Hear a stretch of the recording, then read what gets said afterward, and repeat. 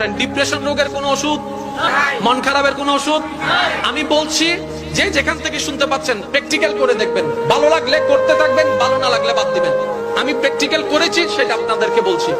যখন আপনি দেখবেন আপনার মনে বেশি পাথর জমে আছে, আপনার দুঃখ কষ্ট বুঝার মতো কেউ নাই, আপনার চোখের পানির মূল্যায়ন দেওয়ার মতো কেউ নাই, আপনার দুঃখ কেউ বুঝছে না, আপনার কষ্ট কেউ বুঝতেছে না, আপনার আশে নেই, পাশে নাই, নাই কেউ নাই, আপনি যখন খুব একা মনে হবে, আপনার দুনিয়ার কষ্ট যখন আপনাকে চেপে ধরবে, আপনি কিচ্ছু করবেন না, শুধু একটা কাজ করবেন, যাই নামাজটা পিছিয়ে ডাইরেক্ট সিজদায় চলে যান, ডাইরেক্ট সিজদায় চলে যান, কপালটাকে ঝুঁকাই দেন, নাকটাকে ঝুঁকাই দেন, হাতটাকে ঝুঁকাই দেন, নিজের অস্তিত্ব বিলীন করে দেন, চোখটা বন্ধ করে সিজদার মধ্যে চলে যান।